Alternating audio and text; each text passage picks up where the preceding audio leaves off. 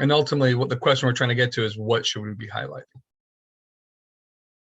You can say it out loud or drop it in chat. Michaela says here, a himza is for life, a himza is not for preservation of life. Okay. Yeah, and I would say, have we heard these words before? And I know for myself, the first time I read this, I'd never heard these terms before, right? I'm assuming most of us have not. Someone said here, dichotomy of a himza. Yeah. So we have these two new terms. I think the best thing here is to highlight their definitions ultimately, or like things about them, right? So in this case, I would start right at the top. I have a himza and kind of how they're related. Himza is unavoidable. I have overall influence in life. Okay, so what would we highlight? I think everything I'm seeing here is correct or on track with understanding this paragraph. Thanatos and Eros are similar, though the author does not use those terms. From what the author says, what should we be highlighting? What should we be focusing on?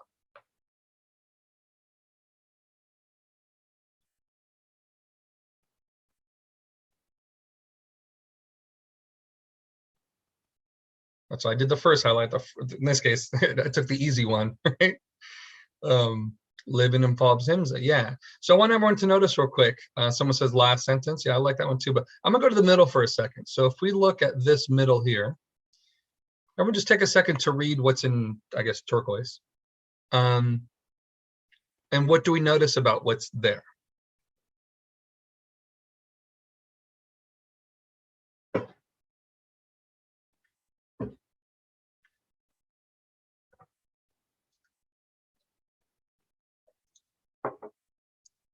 It's inescapable. Seems like it's an opinion or a perspective. Yeah, definitely perspective of the author.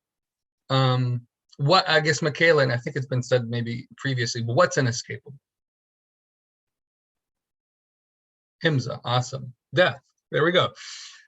So I'm even, so yeah, conceptually in terms of the author, who by the way is Gandhi, Himza is unavoidable. What I'm going for is just almost like in terms of how Gandhi is setting up this passage. If you look at these, 3 or 4 sentences, they're all basically saying the same thing, right? And so, if you're sitting here thinking about like, what do I highlight? Well, if you look at this, I guess it's just 3 sentences, it's literally all redundant. So your job is to have caught that, like, it's an important point because Gandhi is saying it over and over and over and over again, but then make sure to not get lost in all these words. So out of these 3 sentences, the question would be, clearly it's an important point because Gandhi keeps saying it over and over again, but what should I highlight so that I remember this later? And again, we can have differences of opinion here, but like we're going for what's the most concise, most direct highlight I could make out of these 3, whether it's a few words here or there, whether it's one sentence versus another.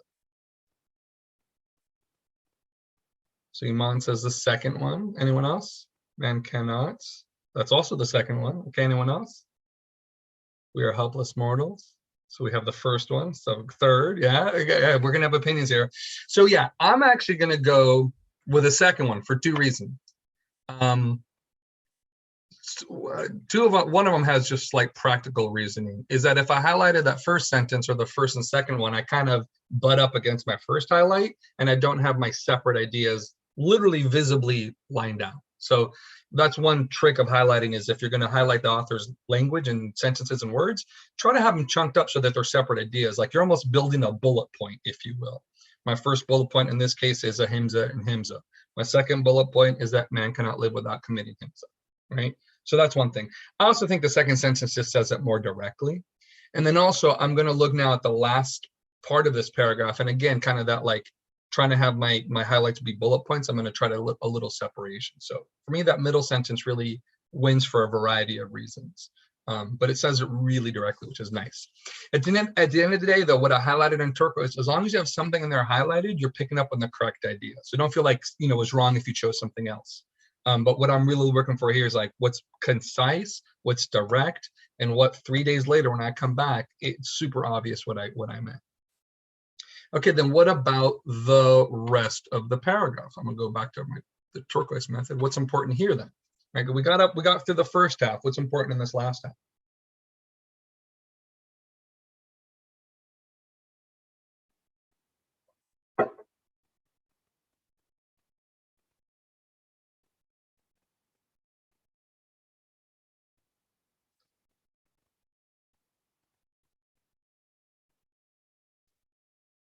right, so we've taken care of the top half.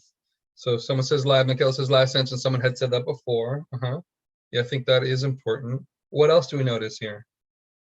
I'm going to undo the turquoise, but yeah.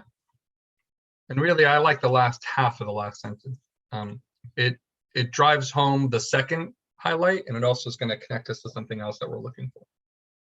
So what else is important here?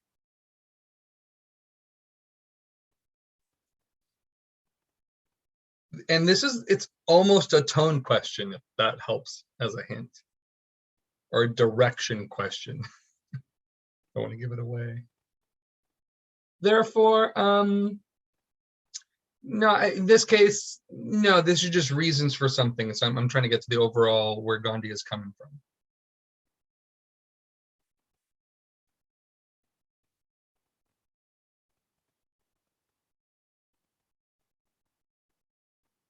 Yeah, everyone's thought. So Zoe says have to be free from the deadly coil. Yeah, that's sort of, we highlighted the last part about getting away from Himsa, which is in essence what Gandhi is saying. So you could have highlighted it before, but we already highlighted it. Someone said compassion. That's actually more detail. So if we look at this last half of this first paragraph, Gandhi keeps saying like, if he shuns the best of his ability, if he strives incessantly, right, he will be constant, blah, blah, blah. So who's this he that we're talking to? Because Gandhi is actually talking to about someone in this case.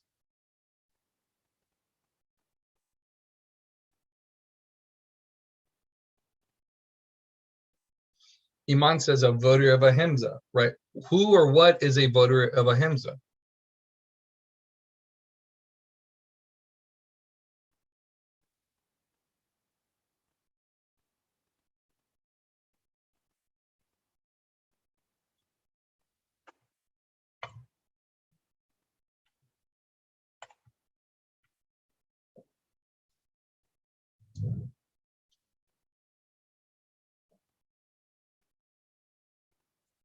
So again, this is just kind of using the context. Who or what is a voter of ahimsa?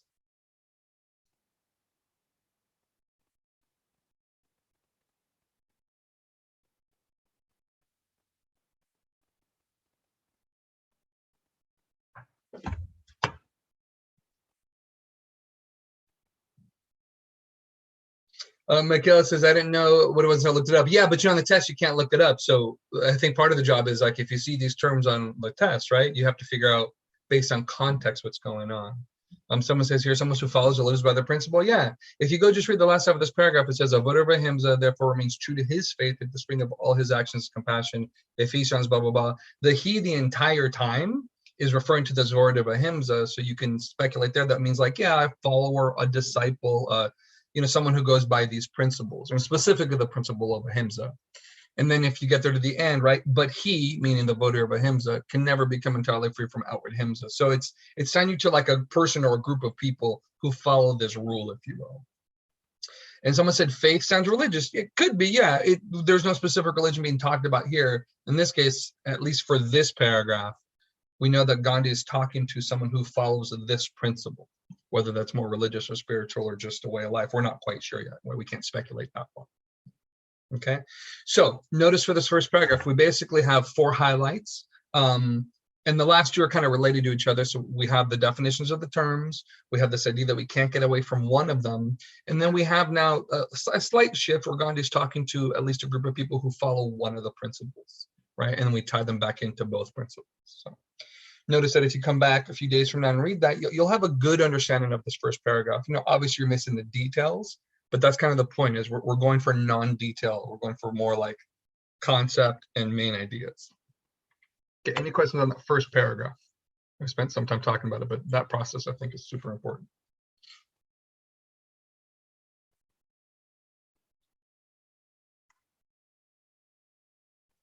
Okay, who wants to read then the second paragraph?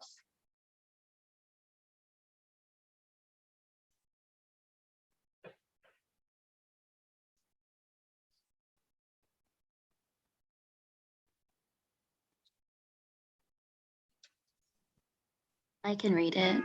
Okay, go ahead. Sorry, the clock in the background just started going off right when No problem. Perfect timing, right? Right. No, whenever you're ready, Michaela. All good. Then again, because underlying ahimsa is the unity of all life, the error of one cannot but affect all, and hence men cannot be wholly free from himsa. So long as he continues to be a social being, he cannot but participate in the himsa that the very existence of society involves. When two nations are fighting, the duty of the votary of ahimsa is to stop the war.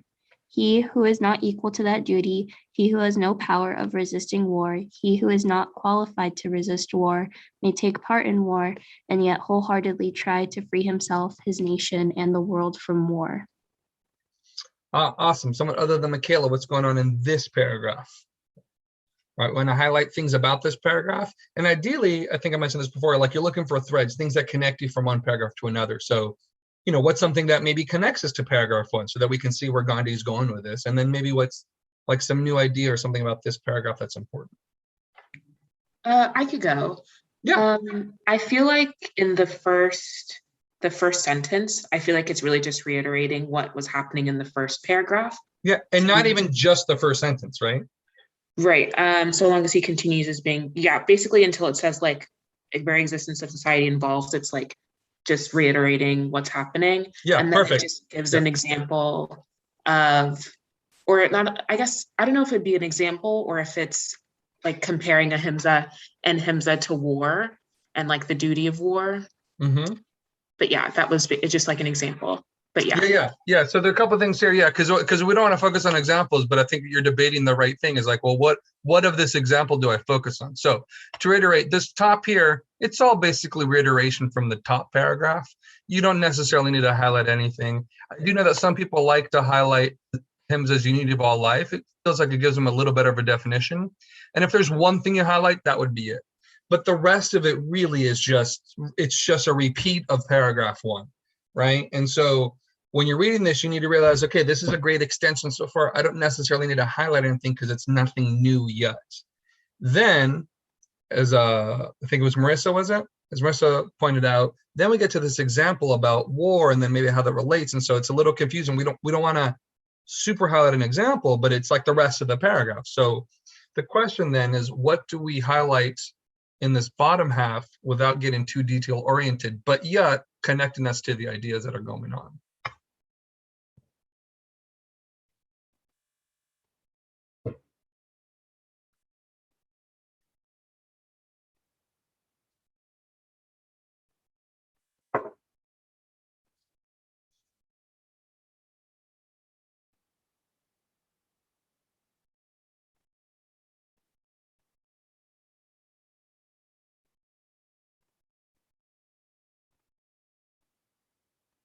So someone says here, the duty of the verb hymn is to stop the war. Yeah, I like that sentence specifically. Why is this sentence really important?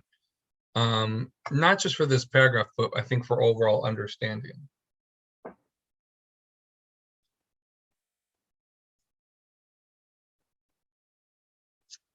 Says specifically what they do. Yeah, what else? Think like overall progress as well. So not just for this paragraph, but think about how, Iman says connects to the voter of ahimsa, right? Notice that we already have the top half of the paragraph seems to be like a good extension of the first paragraph. That's more about just ahimsa and himsa. And the last half of this paragraph then connects you to the last half of paragraph 1, where Gandhi is speaking to this group of people that we're referring to as voters of ahimsa. So again, it's another example of like, we have the broad concept of ahimsa and himsa. We also have like a more directed conversation to these disciples of the principle, if you will. So I definitely would highlight that, line 20 to 22, as I have. And then I personally, I know it seems like it might be highlighted a lot, but it's easier to do it in chunks. I would have done less otherwise. I highlighted this because it seems to be contradictory. And so there's something going on here. And maybe, at least at this point, the first time I read this, it's, haven't maybe solved that, or the author hasn't solved it for us. But there's definitely like, you can take part in war to end wars. There's something a little contradictory there, especially if you understand what ahimsa means from paragraph 1, right? We're trying to be compassionate and not harm the tiniest creature, yet we're going to join the war, right? So the last half of the second paragraph, again, relates you back to the first paragraph of voter of ahimsa, and then there's also that contradiction with the last half of the first paragraph. So for me, that was important to point out. Okay, any questions on this paragraph?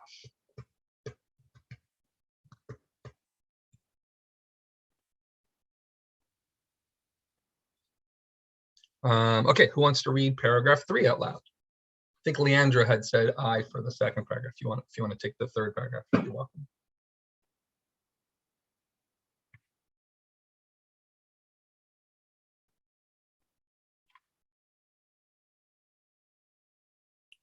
Oh, sure. Can you hear me? Okay, thank you. Oh, can you hear me? Yeah, whenever you're ready.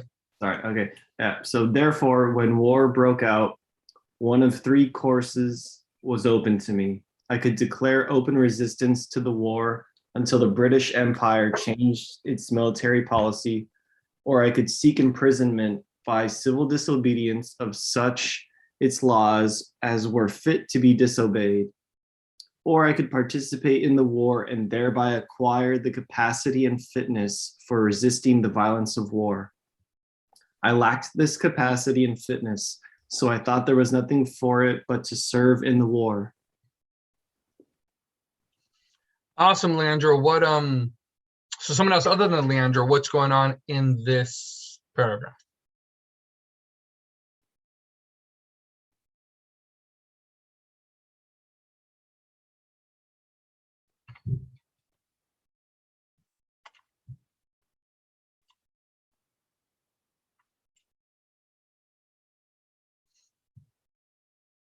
So it says here brings the idea of hymns and hymns to its own experience in life. Okay.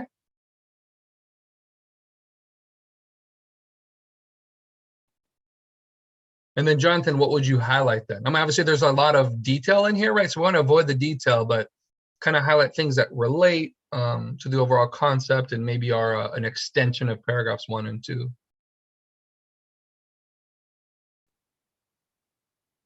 Yeah, Chado says specifically relates back to war, right? It's important. Notice that that war example in paragraph 2 pops up again, right? So it was actually more important than we realized. Almost like he judged himself. Yeah, well, we'll get to that in a second. Someone says here shows an inevitability of his decision to engage in the war. Yeah, so notice that, yeah, we have this direct connection to the end of paragraph 2, right? End of paragraph 2 talked about how you could join the war, yet try to free yourself from war as a votary of ahimsa. So yeah, Marissa said that right here. It's an extension of the second half of paragraph, but using his own experience. So what would we highlight then? And these are all good, I think, takes on what's going on, right? We're seeing how the author is connecting it. What would we highlight? Kind of to give ourselves some indication of what's going on. And again, think 3 days from now, what would make sense for you to read?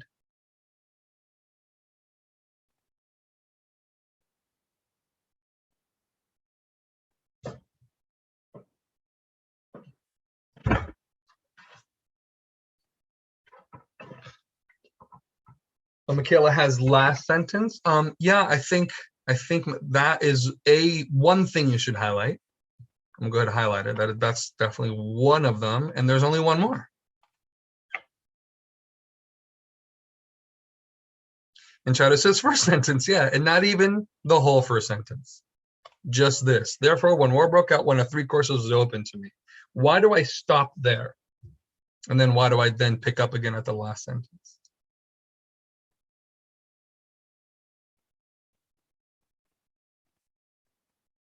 Yeah, Zoe says here, first sentence talking about his courses. Yeah, so I would say here, like the very, very, very top right says that basically I have 3 options for me, and here are the options, right?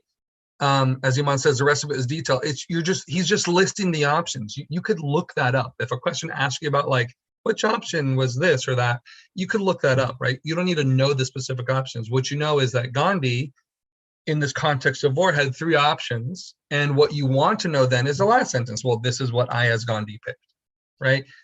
If a question asks you, you can come back to here and analyze that a little bit more. But on your first reading, in this case, all that middle is just super not important for you to understand, right? I mean, it's maybe reading in the context, it's nice, but in terms of highlighting it, you can completely ignore this middle, right? So this is a great example of a classic paragraph. First sentence is the topic, last is your conclusion for that paragraph, and we're good. Not all paragraphs are like that, but this one was. Okay, who wants to read aloud the 4th paragraph?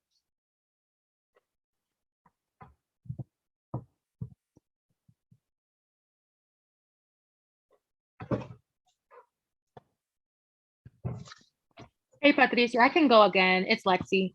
Okay, Lexi, thanks. No problem. I make no distinction from the point of view of ahimsa between combatants and non-combatants. He who volunteers to serve a band of dacoits by working as their carrier or their watchman while they are about their business, or their nurse when they are wounded, is as much guilty of dacoity as the dacoits themselves. In the same way, those who confine themselves to attending to the wounded in battle cannot be absolved from the guilt of war. Awesome, Lexi, thank you so much. I noticed, yeah, when you got to the quotes, it's like how to pronounce this. At least on the test, it doesn't matter. Just say it however you need to say it. It's akin to like if they have some crazy protein name and you're not sure to say it, it doesn't matter, right? Just say blah, blah, blah, and move on. In this case, what's important here? What are we going to highlight and how do we relate this to the rest of the passage? Someone says here, no distinction between combatants and non-combatants.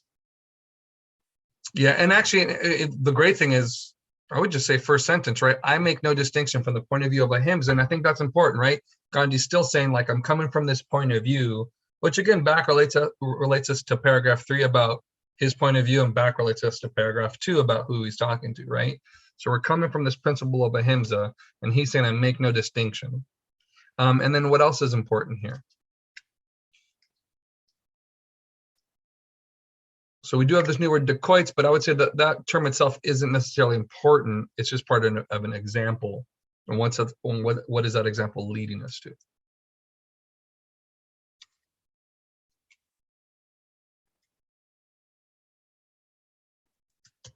And Marissa says the last sentence, yeah, ultimately, again, paragraphs 3 and 4 are nicer than we realize initially. It's like first sentence is important. Then we got all this middle junk that helps us understand what's going on. And then we have the last sentence that helps define what's going, or helps conclude what's going on. It's really this idea here, right? The example and the no distinction is leading you to there. Someone says here, dacoit sounds like a debt, or reminds me. Yeah, I mean, so again, you don't need to figure that out now. This is, I think, important. I know me, like a lot of us who come from science, it's like, I want to know everything right away. And it's really tempting to try to figure out, what does dacoit mean? You don't necessarily need to know that now. You could think about it for a second, but don't waste too much time. If a question asks you about it, boom, then you can think about it a little more. Right now, you just want to realize it's part of the example. It's not really the important part of this paragraph. I can move on, right? And that's, I think that can be hard to do on cars. You're reading more for overall understanding as opposed to deep meaning for everything, right? The deep meaning will come if needed as a question requires you to dig deeper, right? So I don't know if I've used this phrase before, but I think of it like a bird's eye view, right? I'm looking at this passage, I want the bird's eye view of what's going on. Paragraph 1 tells me this, paragraph 2 tells me this, paragraph 3 tells me this, and I move on. As questions require you to, then you go into each paragraph to be like, oh, this concept here, I'm going to further it now to be able to answer the question. Okay, now I'll go ahead and read the last paragraph. The question is subtle, it admits of differences of opinion, and therefore I have submitted my argument as clearly as possible to those who believe in ahimsa and who are making serious efforts to practice it in every walk of life. So as a paragraph, Gandhi is just like kind of summarizing what he was saying. We kind of already picked up on this, that like it seems like he's talking to an audience that follows this principle. And as we caught already in the comments, it's, initially, at least second paragraph, he's speaking to the audience, but then he turns it back to himself of like, well, I did this as part of that audience as well. So we had picked up on that. If you hadn't, ideally at this point, it would have been a little more obvious, at this paragraph. Okay, any questions on this passage as a whole and the content, but really how we approach the highlight? Because that, for me, that process is what we're really trying to work on.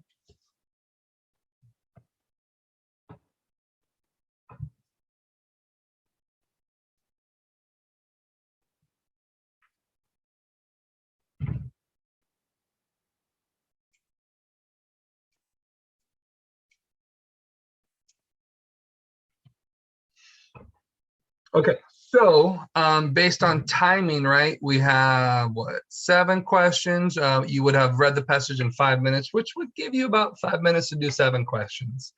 Don't start you up, but I'll time you for 5 minutes. I'll give you more, but just to give you a sense of how quick you need to work. Maybe you could have done this in 4 or 4.5, but let's just say 5 to give you a sense of sort of, really you want your limit to be 5 and then leave 5 for questions. So go ahead, start. I'll give you 5 minutes to start with and then give you more. And then we'll review it all together. On your mark, get set, and go.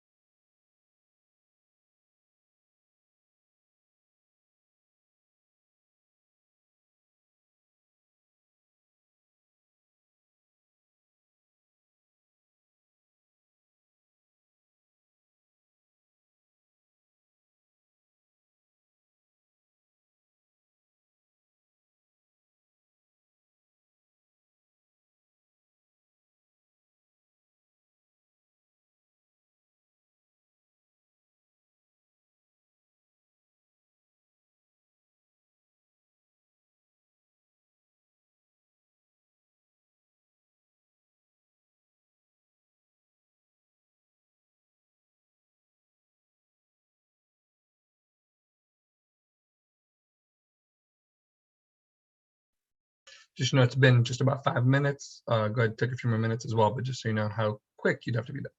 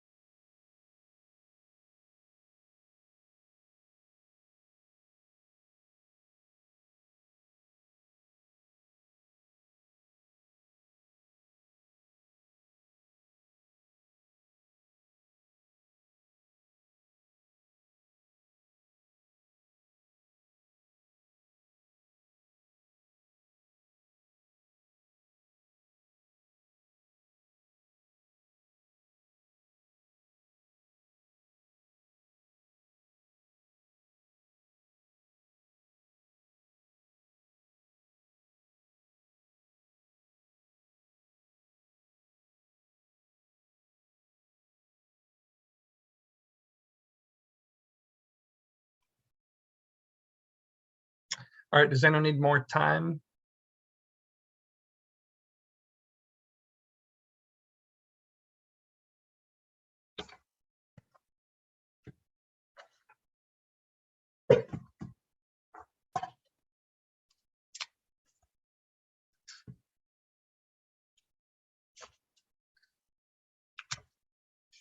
Okay, I will go ahead, post the answers in chat, and then we'll just review them one at a time as needed.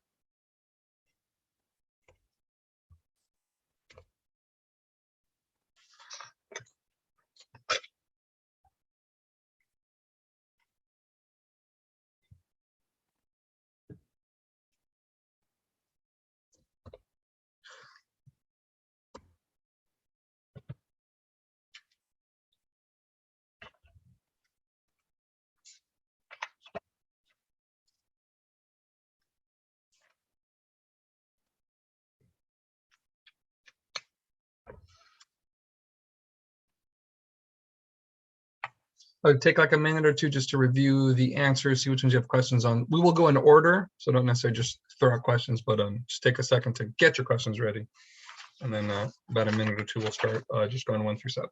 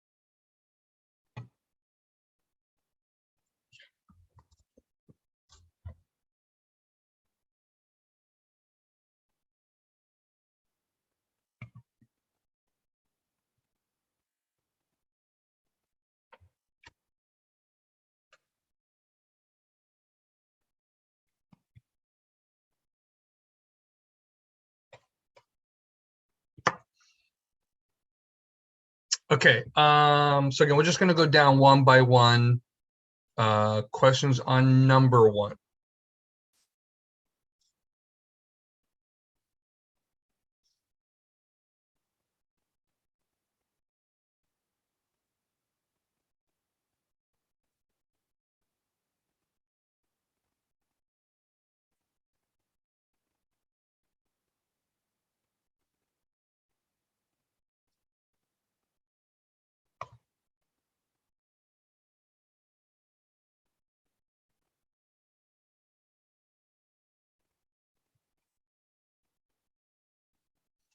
All right, questions on number two.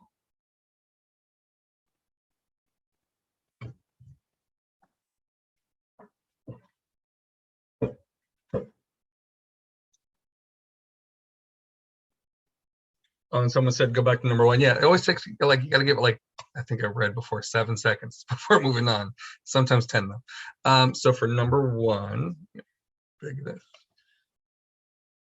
In the passage, the author indicates that a person's participation in himza can be all of following except. So we're looking for like these are all pairs of terms.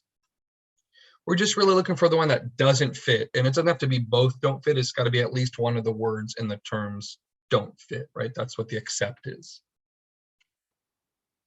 And yeah, someone said I was running around looking for evidence, but decided D was the odd one out. Yeah, that's ultimately kind of why it's going to be the choice. But you have to look at all these and ask yourself, do they fit or do they not fit? So A, I think is a little, it's on the more obvious side than B, voluntary, involuntary. This kind of relates you to like the unconscious, conscious, and just like the idea of a voter of ahimsa doing all they can do to not harm even the tiniest creature, but inevitably that's going to happen. The unnecessary necessary kind of falls into that same role, though just not as obvious. So that again, that goes into like necessarily involving and all that stuff. So again, A is a little more obvious in terms of its concept. B kind of fits right with it, just not as obvious in terms of how the author's using his language. Social and biological, while at first it kind of looks weird, if we go back to that first paragraph, the author talks about human beings being social creatures, and then also this idea of just, I think what it's line 6, the very fact of his living, eating, drinking, and moving about necessarily involves some himsa, right? So that right there actually covers covers social and biological, right?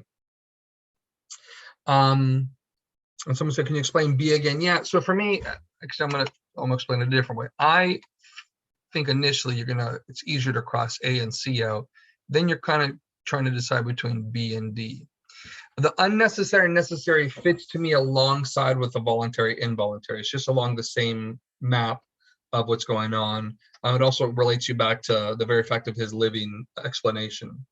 I wouldn't cross it out right away because it's not like Gandhi used those terms exactly right. So it's not like the perfect fit. But then if you go to ritual and spontaneous, spontaneous, you could justify it in terms of like the very fact of his living, but the whole ritual thing, that's something Gandhi never gets into. So if I look at B and D, out of all 4 terms there, ritual is the one that really sticks out as not fitting anything that Gandhi has said. So that's why I went with D. B is a little fuzzy, but you can justify it with how you think of A as well, but ritual, you just can't.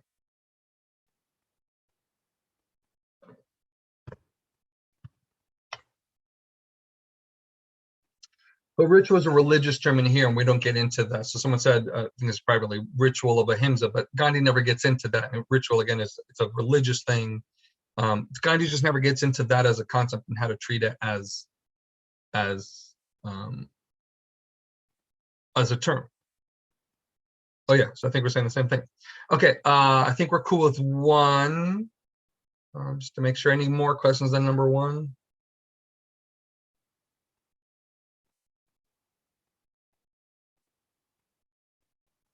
Okay, we're on to number 2. Any questions on number 2?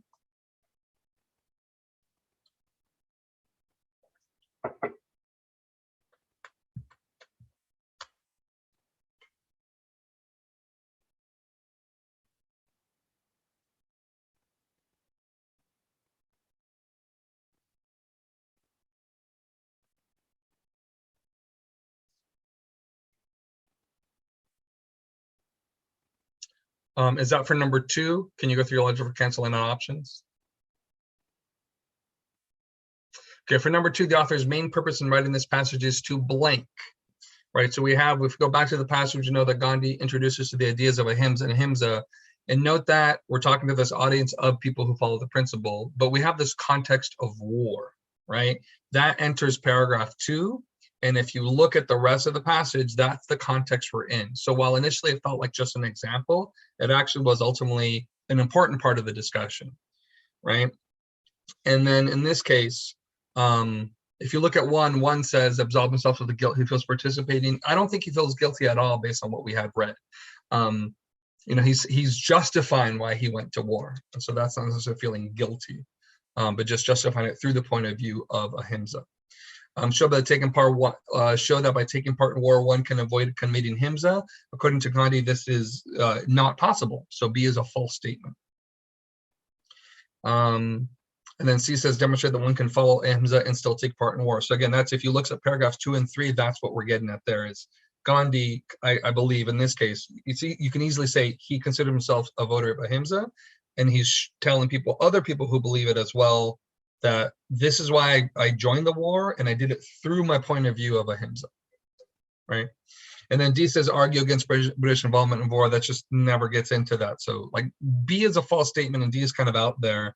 Then you got to decide between A and C fits way better with paragraphs 2 and 3 in the overall vibe of the passage.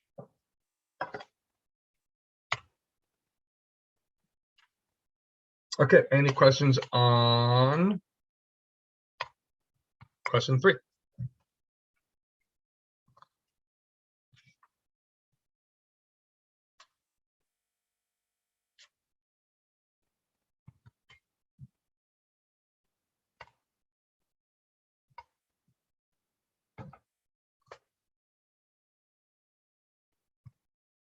And just to point this out, someone says, can I talk about a C for number 3? Yeah.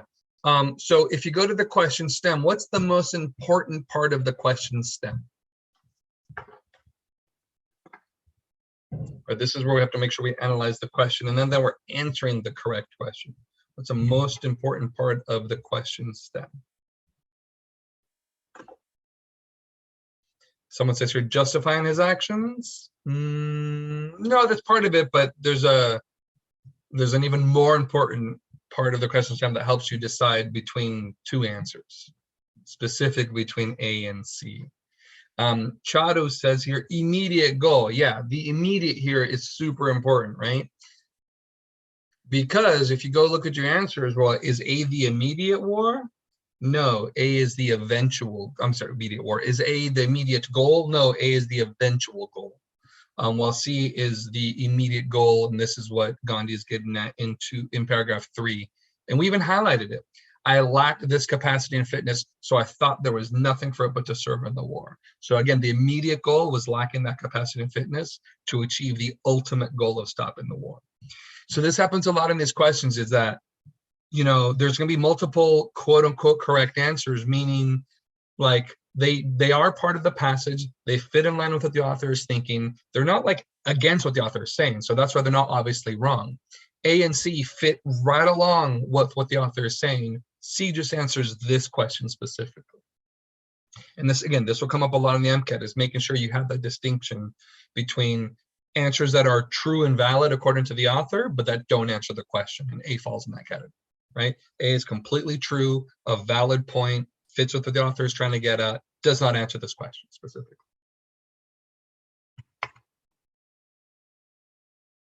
Okay, questions on 4?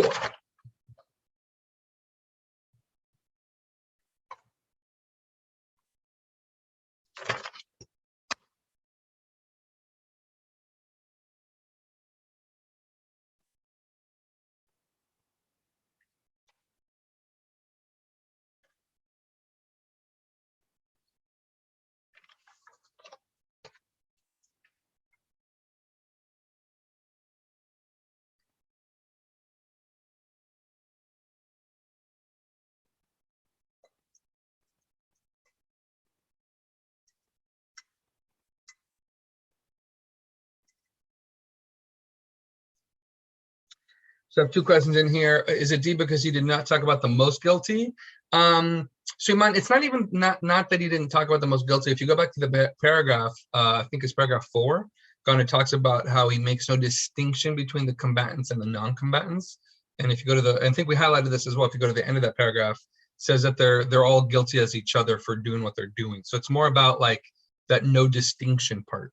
And if you choose between A, B, and C, you're making a distinction. Yes, Iman, they are all equally guilty. Exactly. Chadu, how common are none of the above scenarios? I mean, I can't really put a number percentage on it. They'll just come up sometimes any of the above or all the above. I can't, they're not like super common, but they'll come up.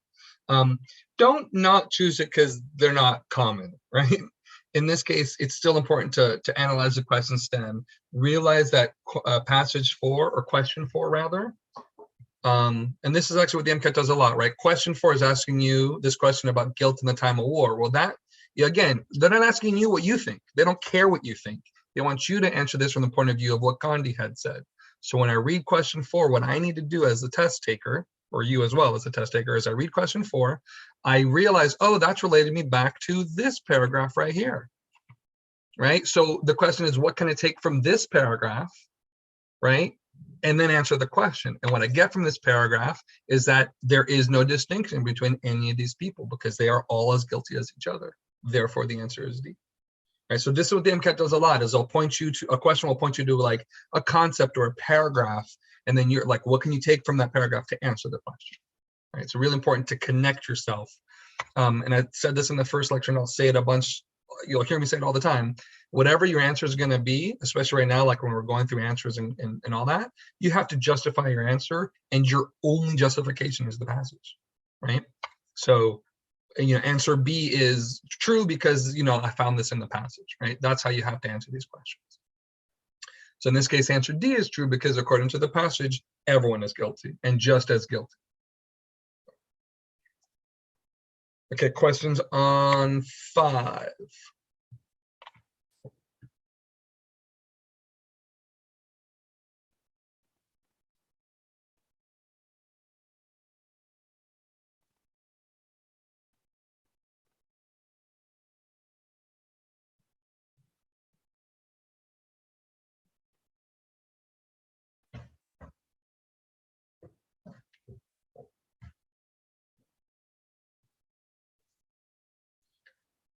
Iman asked here for number 5. Why not D? So it comes to just that B is a better paraphrase. And so the question then becomes like, how do you paraphrase something? Landra says here, because it's about blame versus help kill. Yeah, that I think is part of it. D is a little on the extreme side. So a paraphrase is when you're basically saying the same thing in different words, but also saying them in the same order and including the same concepts here. So in this case, the blame is what Landra was pointing out. That relates you back to the guilt issue. If you go back to where this is in the passage, which actually I forgot, it's right up here in the question stem, right? This is sort of the synonym or the same concept there, while indeed talks about killing, right, which is a little more extreme than is given. So.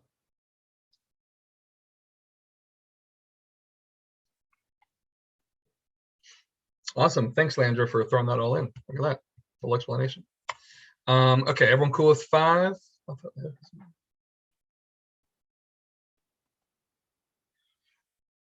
Someone says they chose A because essentially counterfeiting. Yeah, but notice that there's no issue here about the guilt part. So yeah, part of A is good, but the rest of it is not. We have like the action versus the guilt of the action, and A doesn't include that. Right? Doing the action is different than the blame or the guilt of the action. That's the distinction with A. But it is close, right? It's along the same lines. But again, for just to paraphrase, is you're saying the same thing in different words, but also in the same order. So even if like one is saying all the right stuff but out of order, it wouldn't be the best answer, unless it's no other answer is there. But that wouldn't be a paraphrase. So. Okay, questions on 6.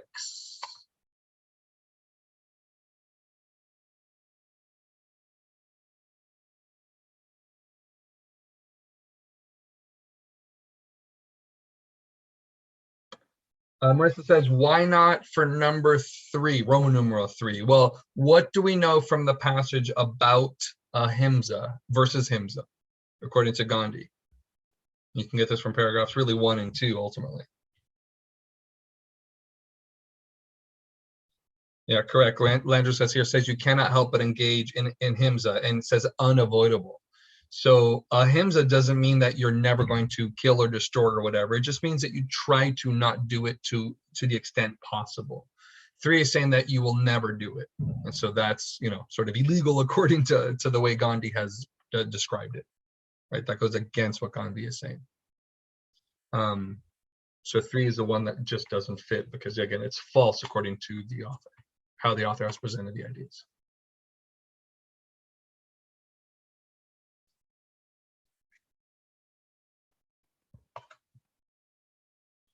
Okay, and then everyone's favorite question, number 7. Any questions here?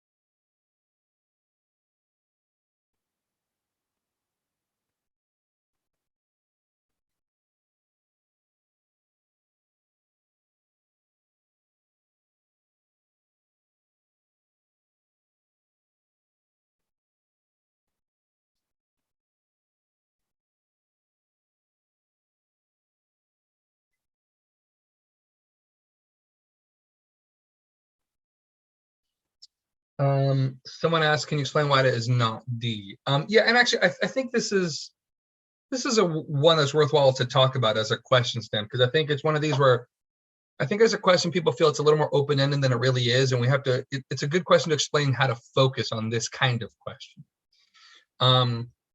So a couple things going on.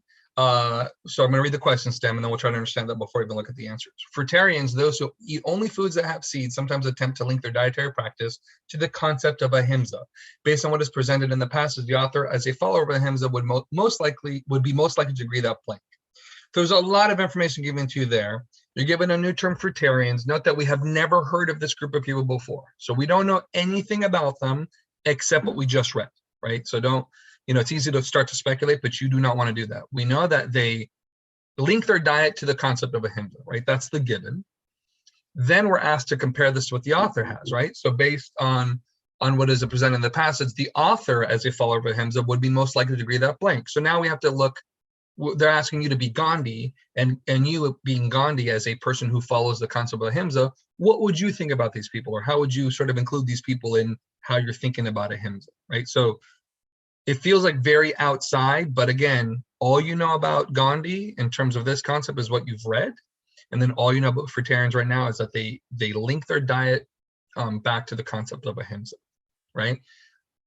And so we can't go further than that. Though we can make some little mini conclusions, but we want to basically link these people to ahimsa and then link how Gandhi thinks of ahimsa and maybe includes these people in that thought process.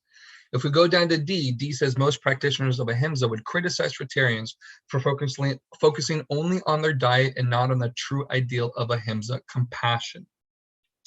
So I think there's one thing that's conceptually wrong with this, and then one thing that's just outright wrong based on the passage. So what's the conceptual thing that's, I think, wrong, and then what's the thing that's from the passage incorrect with D?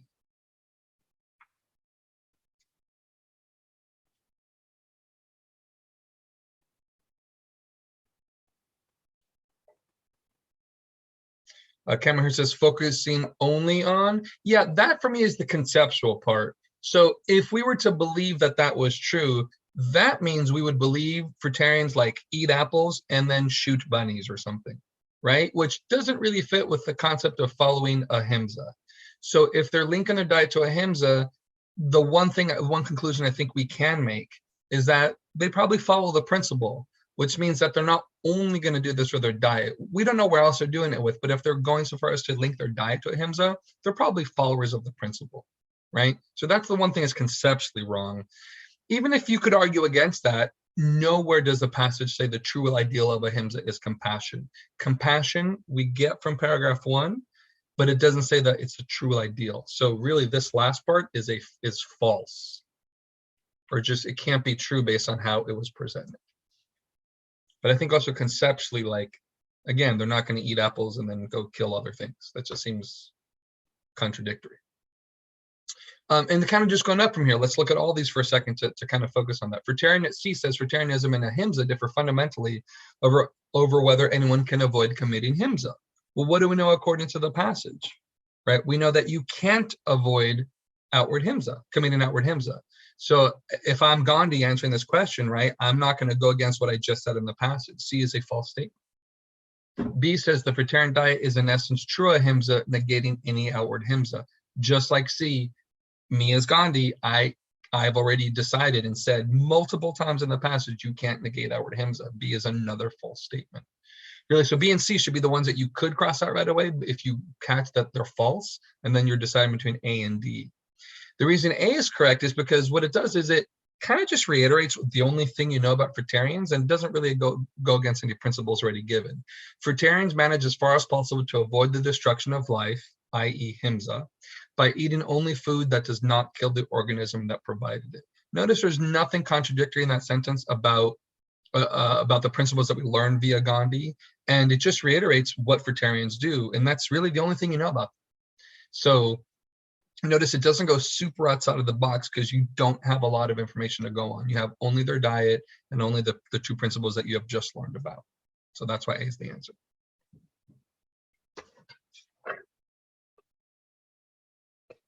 Okay, any questions on any of this passage? Questions, answers, logic, highlighting, etc.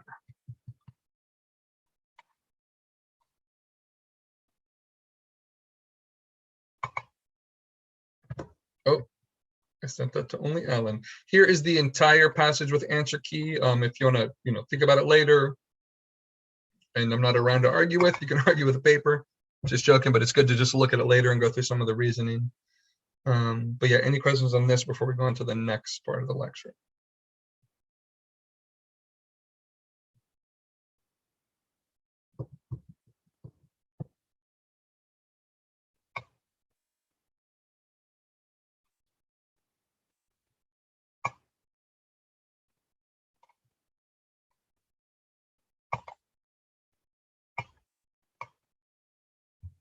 Okay, and then continuing down this lecture, we're going to talk about question types next, and then we will do another passage after this. This will only take a few minutes.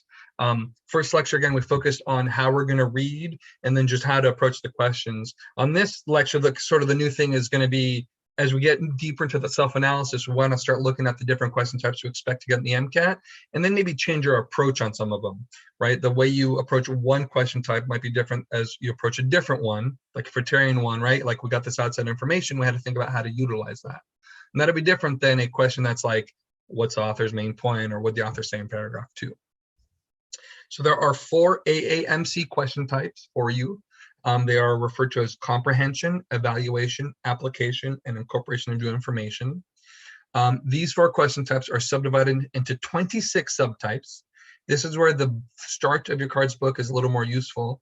If you go to pages, at least I have it in mind, 13 through 46. I realize in the new books it might be different. But the front of your book, your cards book, goes through each of these 4 question types and breaks down each subtype.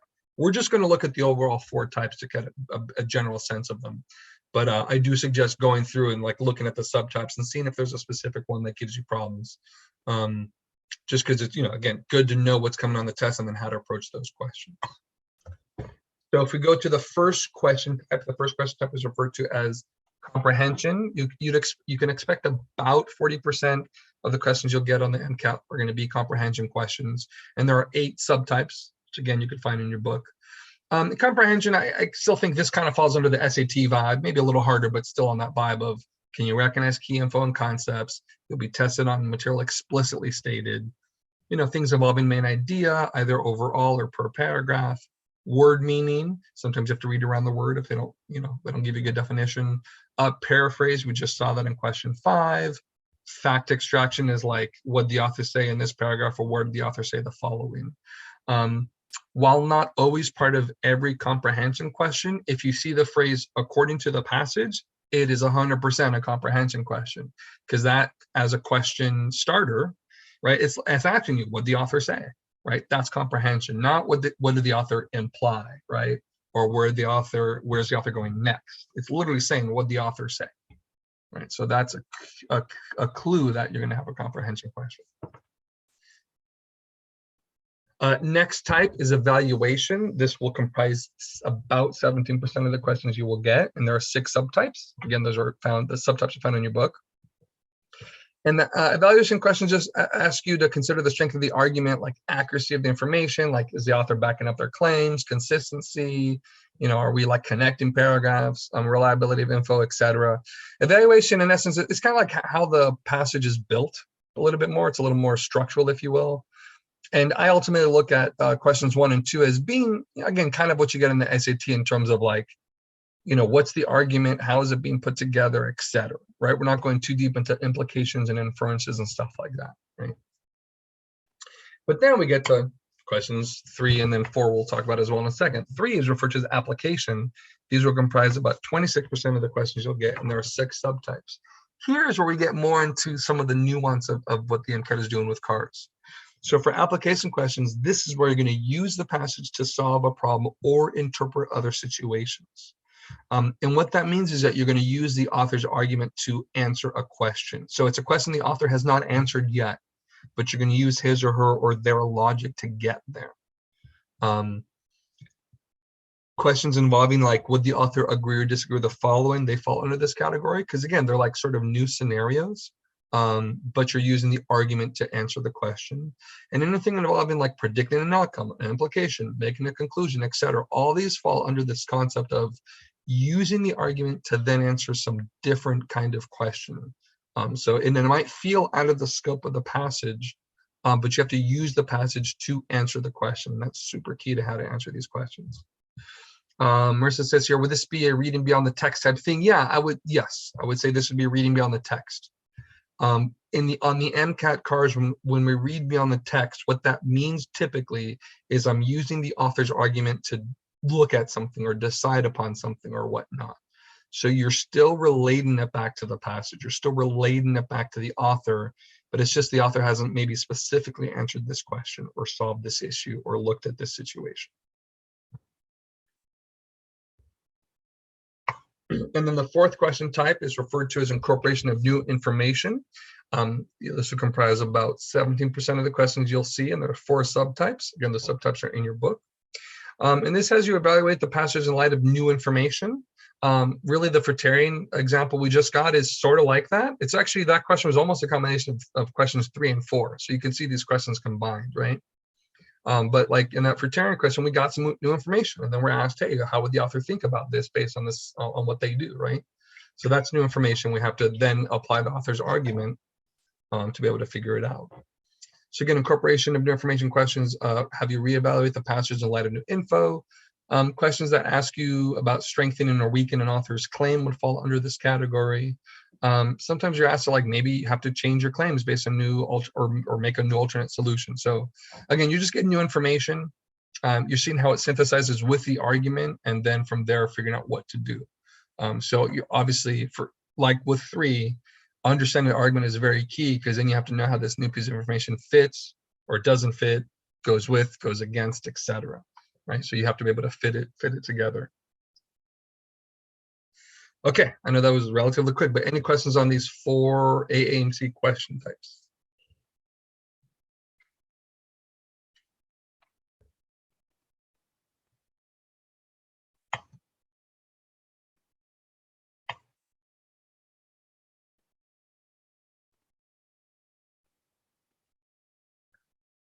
I will say the reason we're even looking at these is it kind of goes back to what I started the lecture with, is when you're doing CARS, right, there's a lot of analysis. So you're looking at like, how am I reading the passage? How am I approaching these questions? And understanding these question types and understanding how to approach them differently is very key in that process.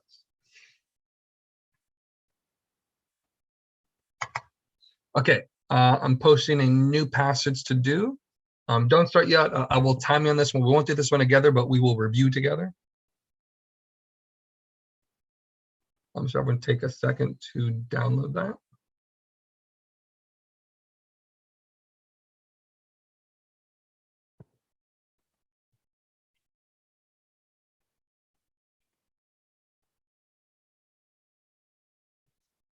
Okay, and so normally you get on this passage 10 minutes, right? About 4 to 5 for reading, 5 to 6 for the questions. I will let you know when 10 minutes is up, but you'll get an extra few minutes if needed, since I know we're still getting used to the process.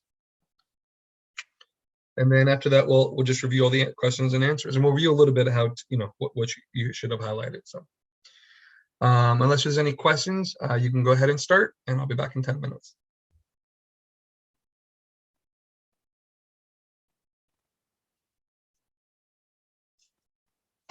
And someone has to get half a point. Yeah, no problem. I'll let you know when 5 minutes is up.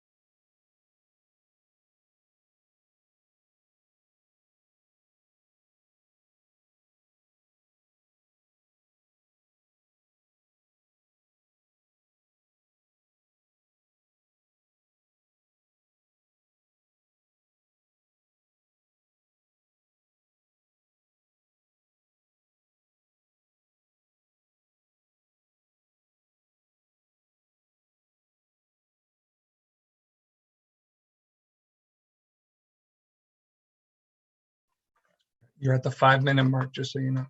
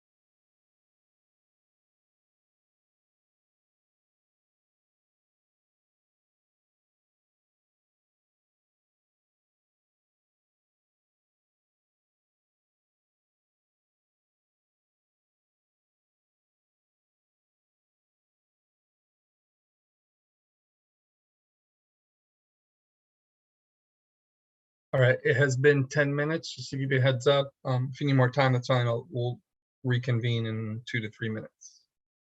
If you have any questions, just throw them into chat.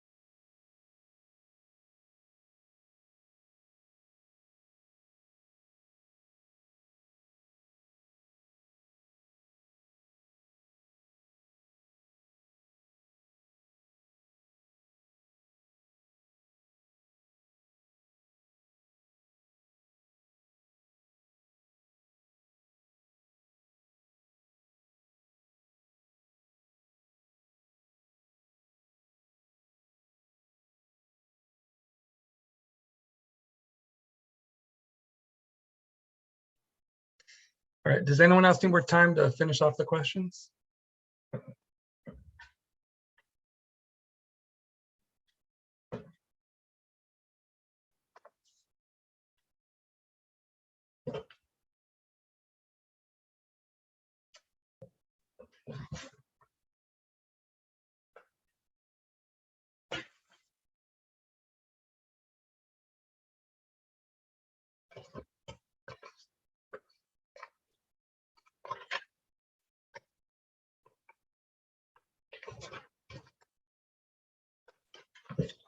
Okay, I think we're good. I'm gonna go ahead and put the answers in chat, and then we'll go ahead and discuss everything. So here we go.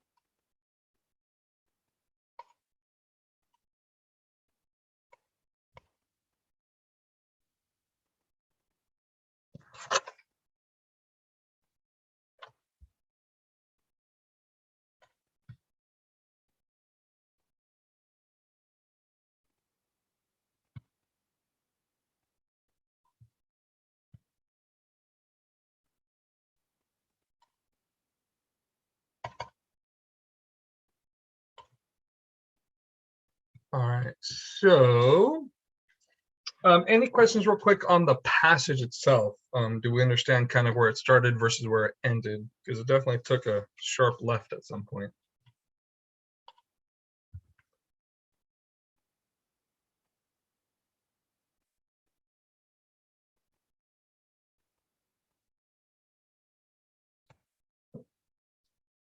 Someone said much harder than I'm used to. Yeah, it was tricky. The tricky thing to realize is, the author clearly starts one place, right? If you look at the first two paragraphs, like they're standalone, they're about the Enlightenment and what's going on then. And then third paragraph, boop, we take like a left turn to Buddhism. So part of it is understanding just everything on its own versus how they connect and maybe where we're going from that. I love it. Someone said I find it refreshing after physics. What'd you guys do in physics yesterday? Physics is definitely hard.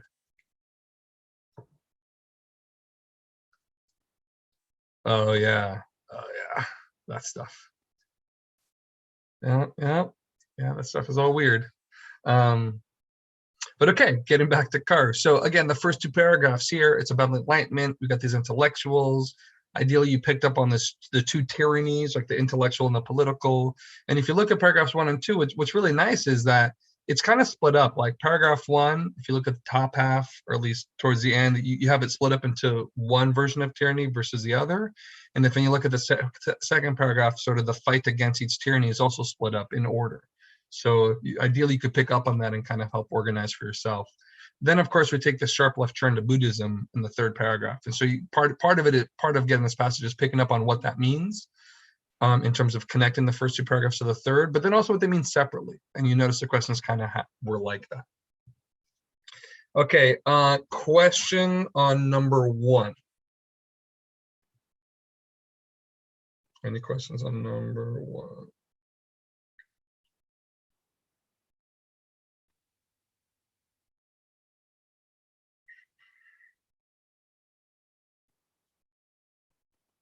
So I'm readjusting my screens. Give me a second. Yes, why is it not D was the answer. Okay, let's review them. So part of it is the language in the question stem is purposely meant to throw you, which is annoying, but this can happen sometimes.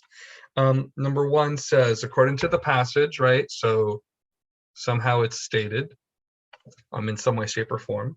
The intellectual of the Enlightenment believe that which of the following can provide absolutely true knowledge. So according to what you have read, what is this question stem trying to point you to?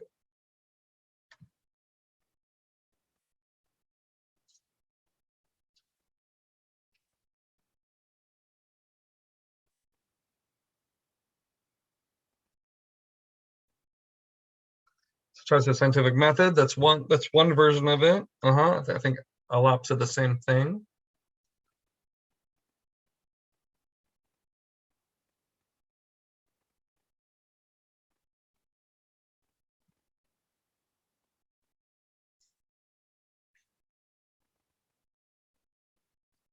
So if we look at the second paragraph, this was I was saying before, is the top half, where is it here? This half here, I'll just like highlight these in separate colors anyway. The top half talks about the intellectual fight, while the bottom half talks about the political fight, or really the manifestos even, right? What's tricky about this is that the question seems to be pointing you to the yellow, right, to the top half. But if we look at each of these arguments, they actually both deal in different absolutes, if you will, right? We know the top half wants you to get absolute true knowledge, which in this case, I think as Chadu said, the scientific method. But the bottom half, the turquoise, they dealt, their political manifesto, however, dealt more in absolutes, the belief, blah, blah, blah. So we have science of humanity, all these other things, sociology, psychology, etc. So they both have their different versions of what absolute true knowledge is. So you can actually pull from both, which is, I think, the thing that's not obvious. Or you could also just do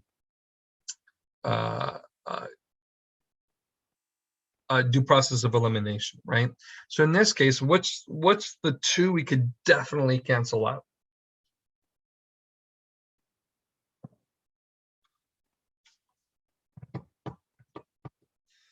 Well, in terms of the question stems, Chadu, so Marissa says here, B and D. B is divine history. We know we want to get away from divine history or anything like religious, so that's what it said. And pursuit of happiness it's just kind of like tricking you with what's said at the end of paragraph 2. It doesn't really get to anything. So then you're trying to figure out what A or C mean. And then the question is, how do you decide between A and C?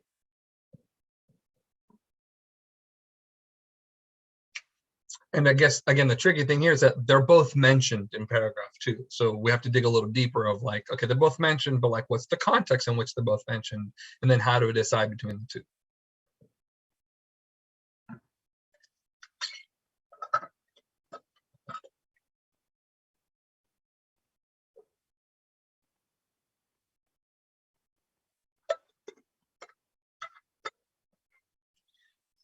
Maybe let's just start with A. Where is cultural relativism mentioned, and what's the context in which it's mentioned?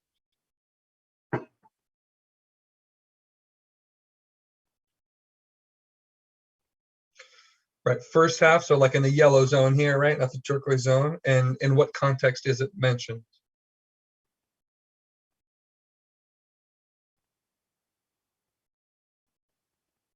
Yeah, it's mentioned there in line 18. It's also mentioned in line like 19 to 20. But then the question here is in what's the context of using cultural relativism rather.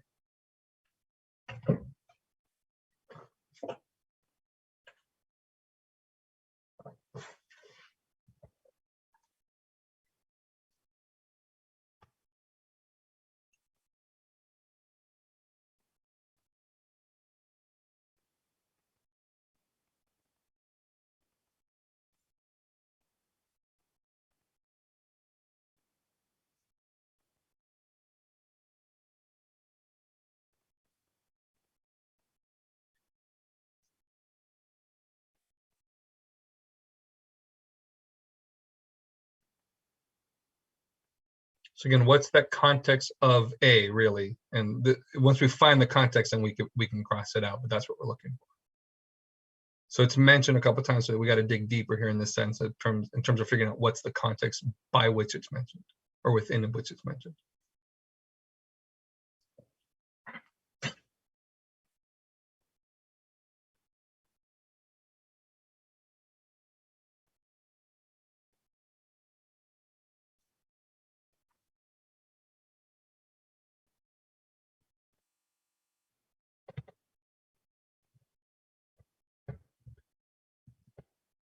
So if we go to the yellow of paragraph 2, obviously we had the scientific method, could be the source of absolute true knowledge. All other sources of knowledge were culturally relative, right? So in this case, the authors or the intellectuals of the Enlightenment wanted to get away from that, because that would cultural relativism would fall under all other sources of knowledge.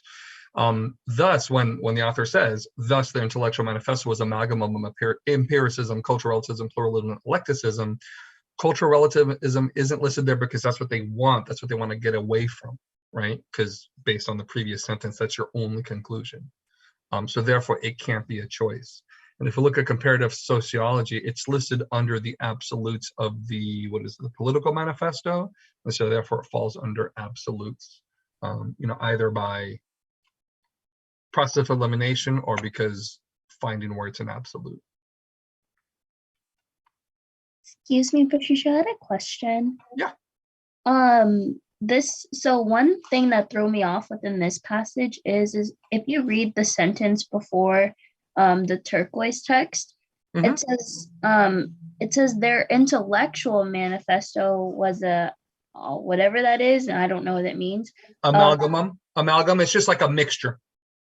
Okay, so Mhm. it says it was a mixture of cultural relativism. That's why I was confused on this one. Yeah. So just to re-explain, that is part of their manifesto, but if you read just before that, the sentence before that says, all other sources of knowledge, and religious sources in particular, many of them said, were culturally relative. And again, if you read before that, they said the only source of true knowledge was the scientific method, and then everything else was relative. So the implication here is that what they're looking for really is a scientific method, and everything else falls behind that. So that when you then read about the intellectual manifesto, even though cultural relativism is part of the list, it's not because that's what they want to pursue. They want to get away from it. You only know that because of the previous context. Like if you just read the sentence that said thus, you're not going to catch that context. Yeah, it just threw me off when I was like reading it in the beginning. I was like, Yeah. But that's you have to read a little more for that. So okay. be able to cross it out. So Because yeah, if you pick A, you're based by picking A, you're basically saying that they thought that that was a true knowledge, and we know by reading the yellow that it's not, right? And so you have to be able to pick up on that.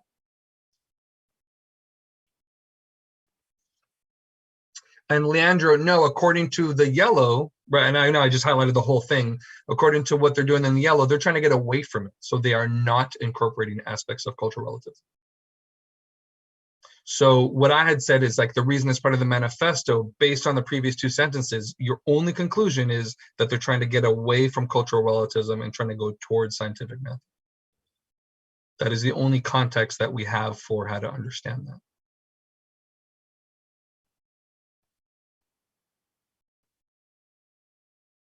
Correct. Again, that's the only conclusion we can make based on all of the yellow, right? If you go to the top, they advance the view that only the scientific method could be the source of absolute true knowledge. All others were culturally relative, right? So in terms of like scientific method versus the other stuff, that's what we're going for, and that's what the intellectual fight is about.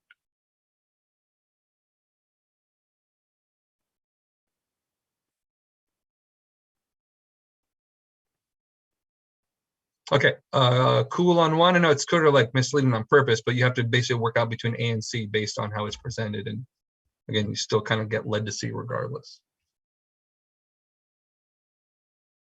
Okay, questions on 2. I assume there are, because there always are, but this is actually a really good question in terms of how we analyze things.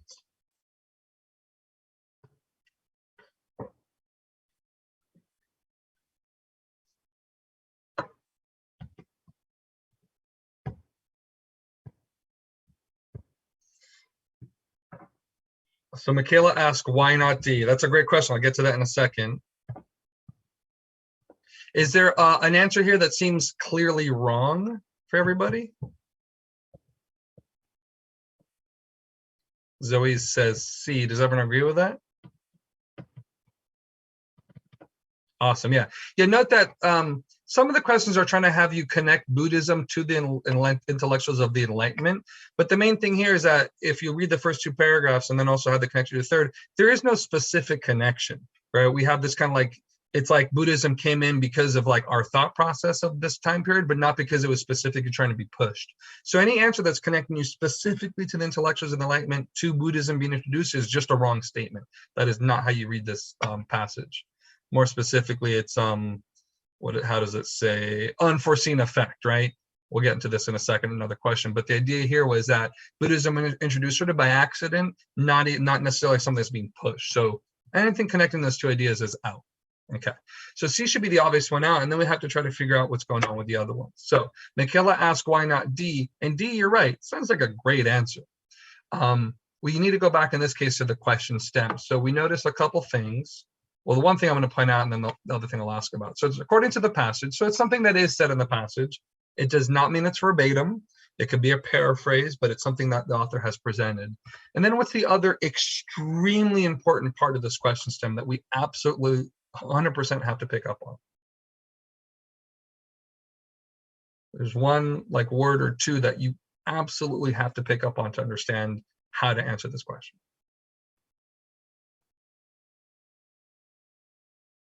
And everyone just read again, read very carefully. And then think about how that connects you to which part of the passage.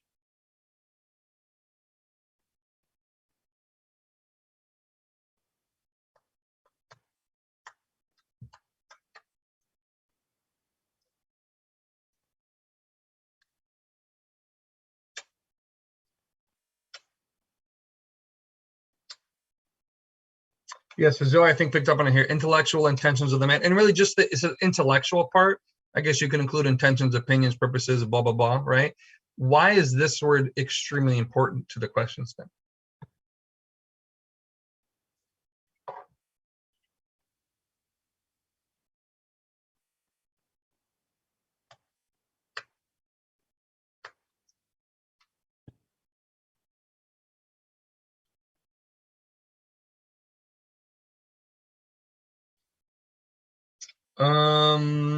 Maybe, Leandro, but go specific to the passage, right? Like however we're answering these questions, we're always connecting it to the passage. So maybe better said is, why is this word important in terms of what I have read?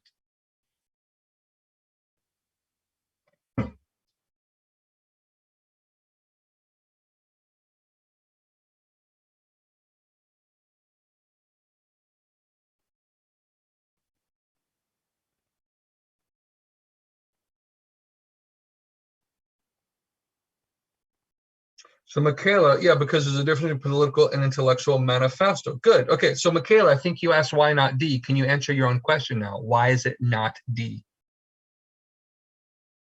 Right?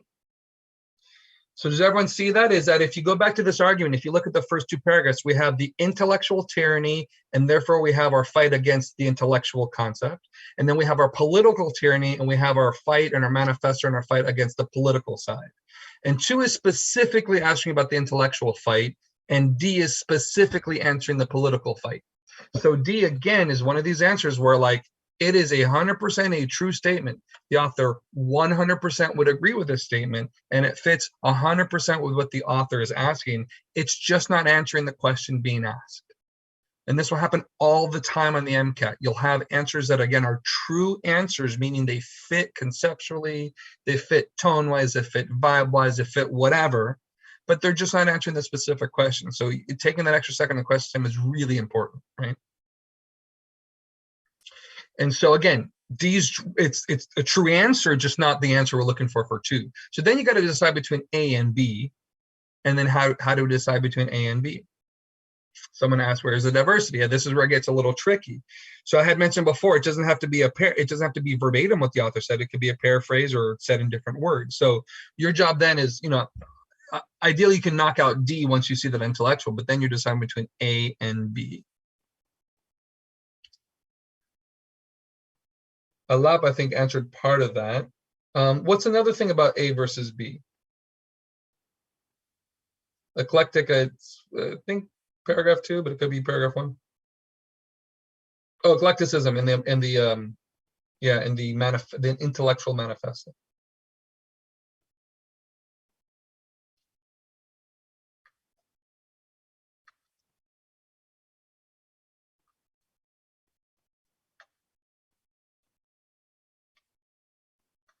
So in this case, A, if we look at faith and rationalism, what's another way to define that in terms of how the passage said it?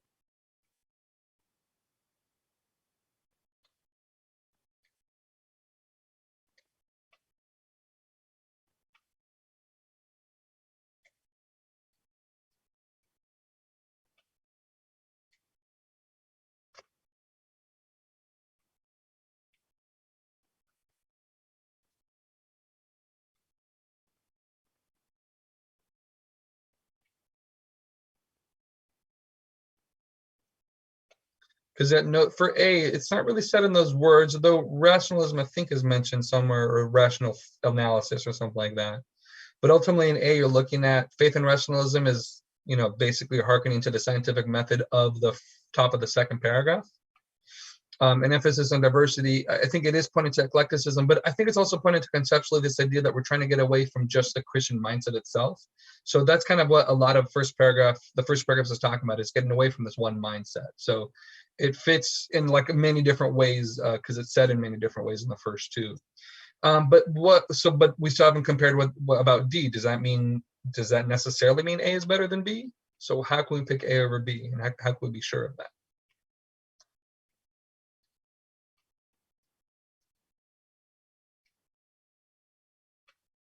So again, assuming we can justify the terms in A, how do we decide on it over B?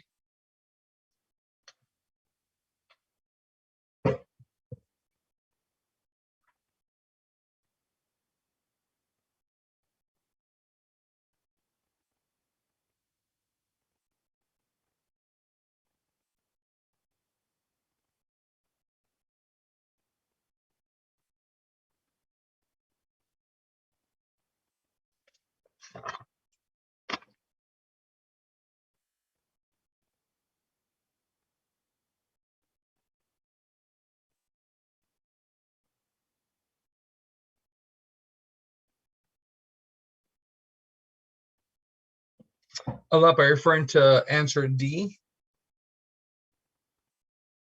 Yeah, so answer D, they do mention it within the political manifesto and fight, and D is just answering the wrong question. So D is a correct statement, it's just not answering the intellectual question. And yeah, so we could rule it out, exactly.